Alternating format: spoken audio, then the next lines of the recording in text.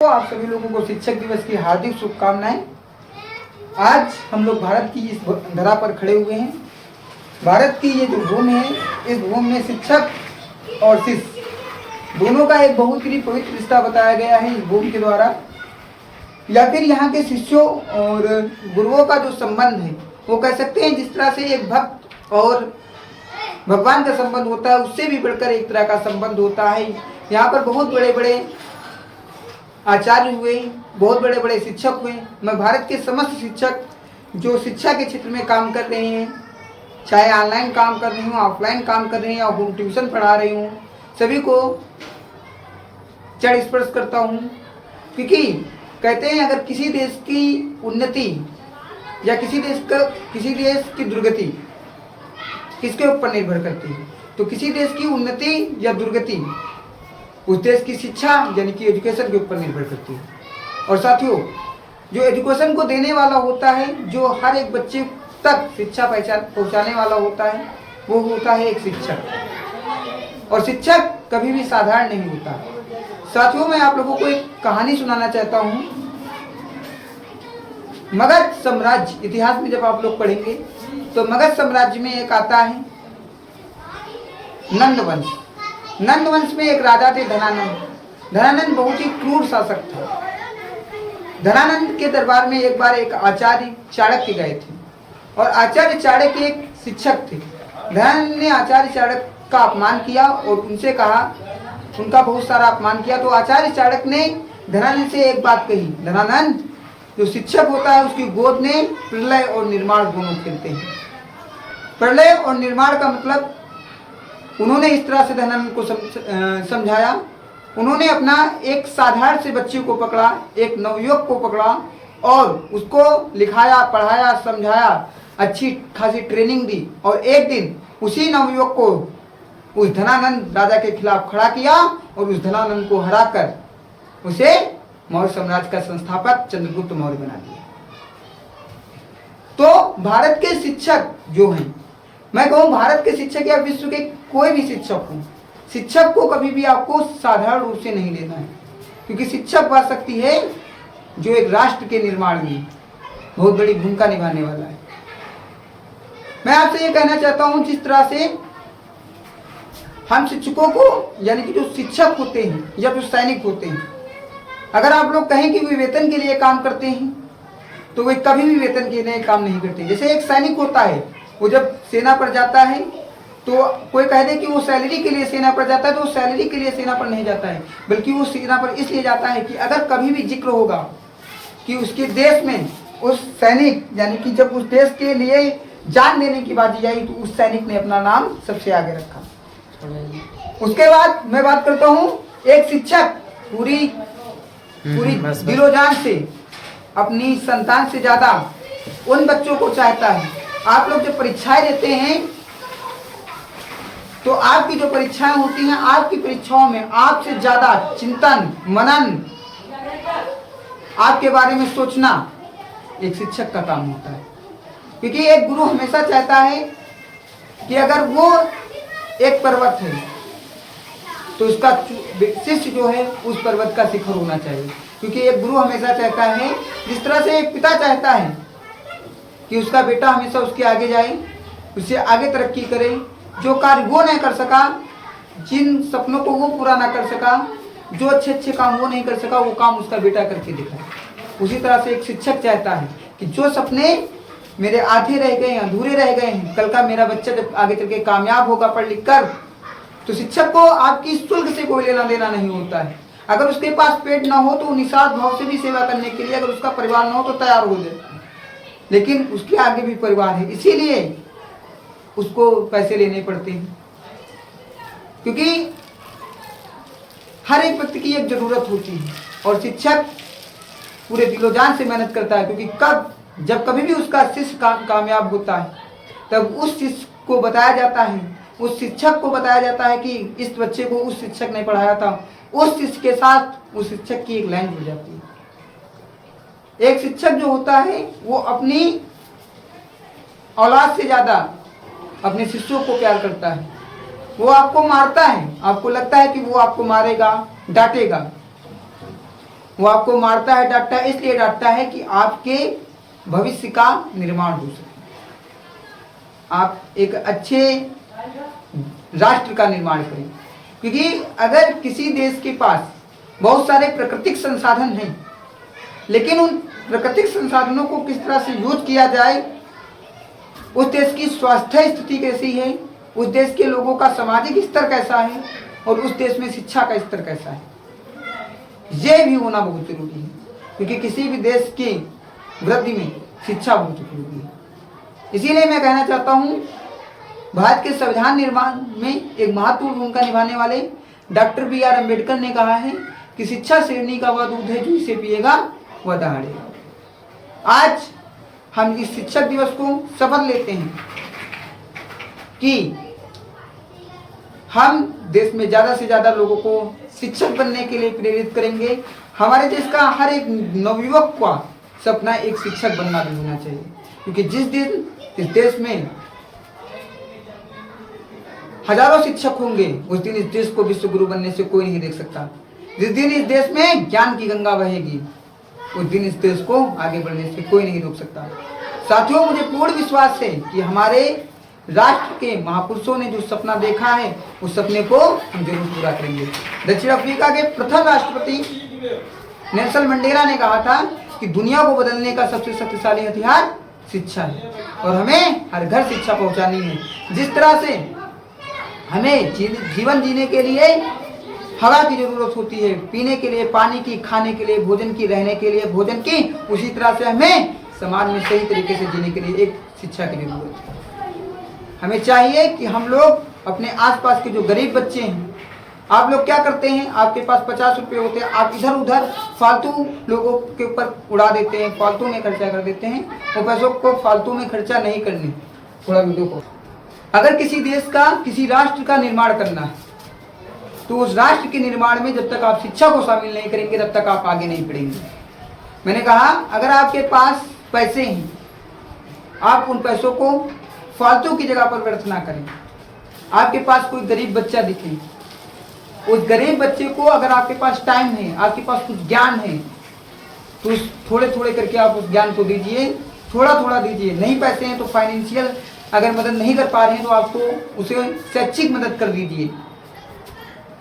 आप उसको अगर मदद करेंगे तो वही बच्चा कल जाकर देश के राष्ट्र निर्माण में एक ईंट बनेगा। देश की राष्ट्र निर्माण की जो नींव होगी उसमें आगे जाएगा। क्योंकि ये जो देश है, इस देश को बनाने में महापुरुषों ने बहुत सारी मेहनत की। अगर मैं बात करूं तो हमारी पहली शिक्षिका जो होती है वो होती है हमारी माँ।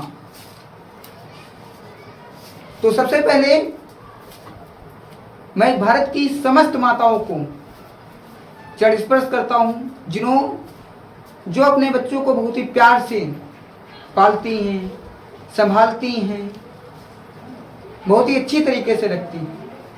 और भारत के सांस्कृतिक ग्रंथ हो गए, भारत के जितने भी प्रकार के ग्रंथ हैं, सारे ग्रंथों में शिक्षक की बहुत ही बड़ी महत्ता बताई गई।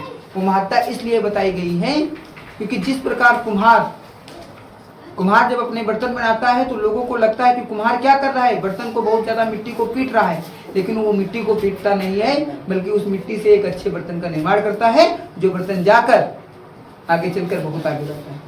मैं कहना चाहता हूँ कि जो शिक्षक होता है वो एक लाइट की तरह काम करता है, एक मोमबत्ती की तरह काम करता है, जो स्वयं जल रहा है लेकिन दूसरे की जिंदगी में क्या कर देता है, रोशनी ला देता है। और शिष्य सफलता का सर्वोच्च जहां, वहां आज भी ज्ञान अपार है, पर बैठ गए ठेकेदार जहां जहां, वहां तो सिर्फ व्यापार। लेकिन आजकल शिक्षा के क्षेत्र में क्या आ रहा है, व्यवसायीकरण आ रहा है। तरह तरह के निजी संस्थानों के द्वारा क्या किया जा रहा है, प्राइवेट सेक्टर्स के द्वारा, कि एजुकेशन को इतना महंगा कर दिया जा रहा है कि लोगों की पहुंच से बाहर हो रही है। गरीब आदमी है उसकी पहुंच से इतना बाहर शिक्षा को कर दिया गया है कि गरीब आदमी उस शिक्षा को आज नहीं प्राप्त कर सकता। हम लोगों को साथियों क्या करना है, हम लोगों को एक मिशन चलाना है, देश के हर कोने में शिक्षा ले जानी है। और वो शिक्षा किस तरह से ले जानी है, अगर आप इंटरनेट ने कोई रील बना सकते हैं। तो अगर आपको 1% भी कोई ज्ञान की बात मालूम हो, आप जाइए अपना मोबाइल खोलिए, आप लोगों को शेयर कीजिए, अच्छी से अच्छी जानकारी शेयर कीजिए, क्योंकि आपके द्वारा उठाया गया एक कदम हजारों लोगों को प्रेरित करेगा, और हजारों लोगों के द्वारा उठाया गया कदम लाखों लोगों को प्रेरित करेगा, और लाखों लोगों के द्वारा उठाया गया कदम करोड़ों लोगों को, और यही करोड़ों लोग मिलकर एक दिन पूरे भारत को प्रेरित करेंगे, और पूरा भारत पूरे विश्व को प्रेरित करेगा कि हम शिक्षा को आगे ले जाएं। साथियों, जीवन के हर अंधेरे में रोशनी दिखाते हैं आप, बंद हो जाएं सब दरवाजे, रास्ते नए दिखाते हैं आप, सिर्फ किताबी ज्ञान नहीं जीवन जीना सिखाते हैं आप। भारत के जितने भी शिक्षक होते हैं इस तरह का काम करते हैं। मिट्टी से सोना जिसने बनाया, जिंदगी को जीना जिसने सिखाया, लक्ष्य भेदने का जिसने मार्ग दिखाया, उस गुरु को सत सत प्रणाम। एक शिक्षक जो होता है, एक शिक्षक होना आसान भी नहीं होता है, क्योंकि अगर शिक्षक एक गलती करता है तो उस गलती को शिक्षक करे या शिक्षक का शिष्य करे, हमेशा शिक्षक को कहा जाता है कि तुम उनसे पढ़ते हो, वो क्या तुम्हें यही पढ़ाते हैं? एक शिक्षक होना आसान नहीं। आगे, कड़ी धूप में जो वटवृक्ष सी छाया, ऐसी है उनकी माया, ज्ञान की ऐसी करते हैं वर्षा, जिससे हर शिष्य का जीवन हर्षा।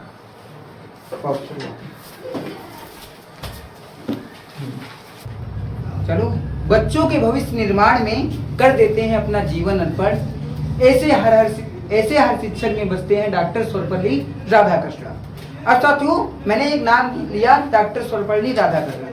तो ये जो शिक्षक दिवस है, ये शिक्षक दिवस क्यों मनाया जाता है, इसके पीछे की कहानियों के ऊपर हम लोग बात करेंगे।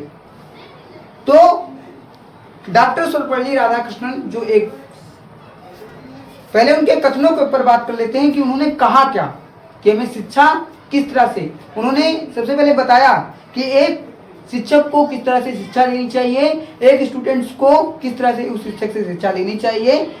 उन्होंने बताया कि एक शिक्षक किस तरह से अच्छी तरह से शिक्षा दे सकता है। तो उन्होंने कहा है, जब हम सोचने लगते हैं कि हम सब कुछ जानते हैं, तब से हमारा सीखना बंद हो जाता है।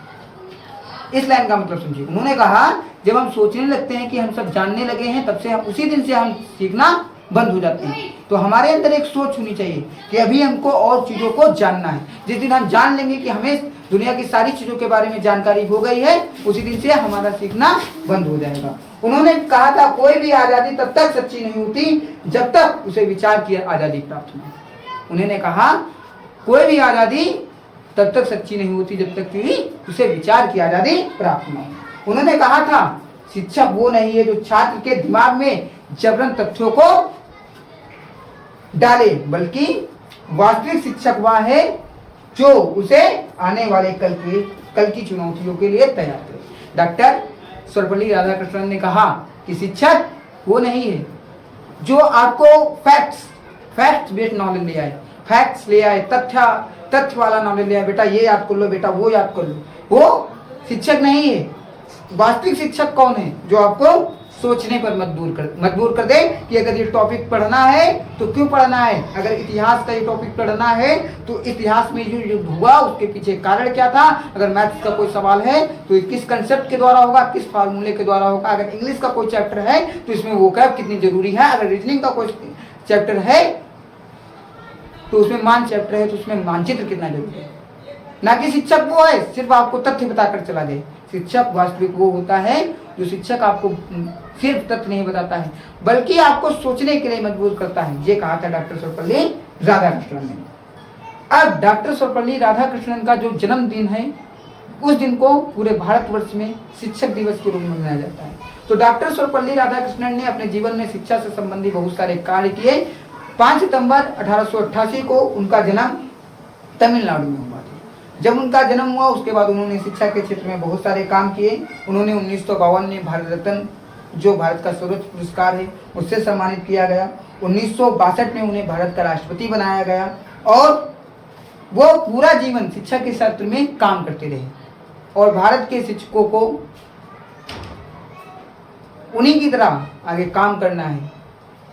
हमें इस राष्ट्र के निर्माण में सिर्फ शिक्षकों को काम नहीं करना है, सिर्फ शिक्षकों के काम करने से कुछ नहीं होगा। मुझे हर एक व्यक्ति में आचार्य चाणक्य, डॉक्टर से लोग चाहिए, महात्मा बुद्ध की सोच होनी चाहिए लोगों के अंदर, विवेकानंद की सोच होनी चाहिए। जो काम हमारे महापुरुषों ने छोड़ा है, हमें अपने बच्चों को इतना आगे ले जाना है, इतना आगे ले जाना है कि जो देश आज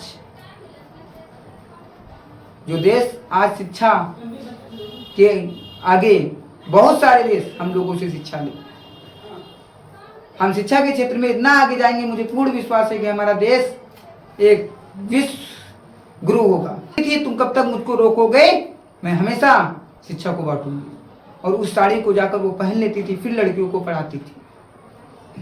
तो अगर बात करें सावित्रीबाई फुले जी की, तो सावित्रीबाई फुले जी का जन्म 3 जनवरी 1831 को महाराष्ट्र में सतारा जिले में हुआ था।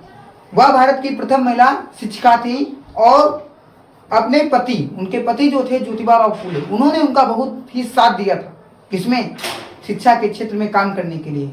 और उन दोनों लोगों ने मिलकर एक के बाद एक लगभग 18 विद्यालयों की स्थापना की, 18 स्कूल खोले। उन्होंने 1848 में पुणे में प्रथम बालिका विद्यालय खोला।